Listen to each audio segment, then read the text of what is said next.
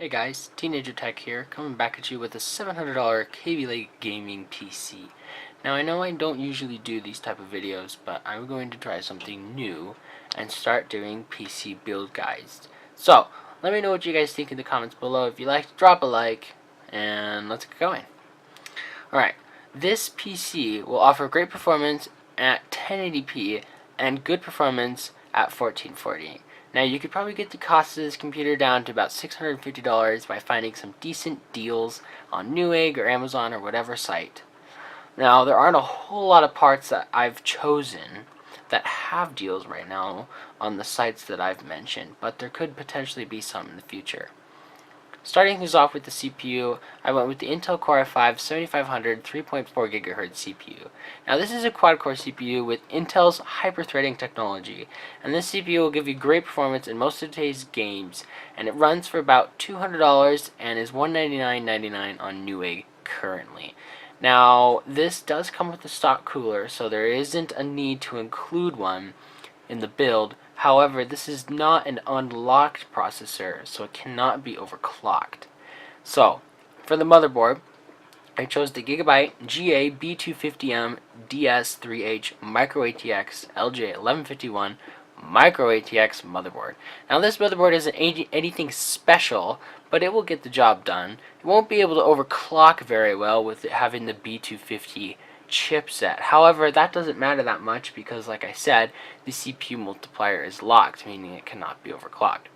For I/O, we have a PS2 port, a D-sub port, a DVI-D port, an HDMI port, a standard Ethernet RJ45 port, 4 USB 3.1 Gen 1 ports, and 2 USB 2.0 ports, and 3 audio ports. The motherboard will be able to support USB 3 connectors on our case. Now this motherboard will run you $69.99 on Newegg. For RAM, I went with two 4GB sticks of Kingston HyperX Fury RAM clocked at 2400 MHz. Now these sticks are black and pretty basic, but they will get the job done perfectly. 8GB of RAM seems to be on the lower end these days, but not to worry because the motherboard has 4 RAM slots, so you can drop in 2 more sticks if you'd like. These sticks of RAM cost $67.48 on Newegg currently, which RAM is pretty expensive now, which it never used to be. For the graphics card, I went with the Asus Strix RX 570. And I chose this card because it performs better than a 1050 Ti in most cases, and yes, it's a little more expensive, but it performs excellent in 1080p and good in 1440. Now a 1060 costs more than a 570, so a 570 is good middle ground between a 1050 Ti and a 1060, which will get you great performance.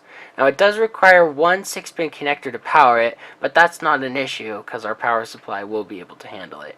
And this card does support Asus's Direct CU2 cooler, which should help your temperatures stay lower if you decide to overclock this card.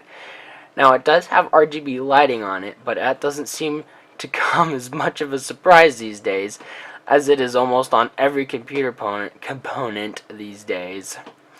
It has 4GB of memory, which isn't a whole lot, but for 1080p and 1440p, it will get the job done absolutely fine. Now the core clock is 1244 MHz in gaming mode and can boost up to 1254 MHz in OC mode. It has 2048 stream processors as well. Overall, this GPU will serve this build perfectly. The GPU contains one HDMI 2.0 port, one DisplayPort 1.4, and 2 DVI-D ports. To see all the features and whatnot, the link to see it will be in the video description. This card will cost $179.99 on Newegg. For storage, I went with the Western Digital Caviar Blue hard drive with 1TB of storage. I know an SSD would be nice in this build, but I'm going for all performance here.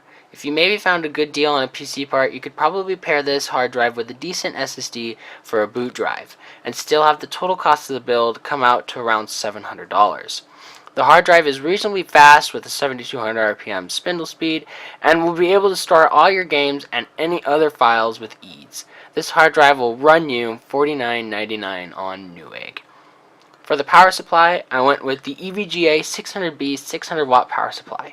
This power supply is rated with an 80+ bronze certification.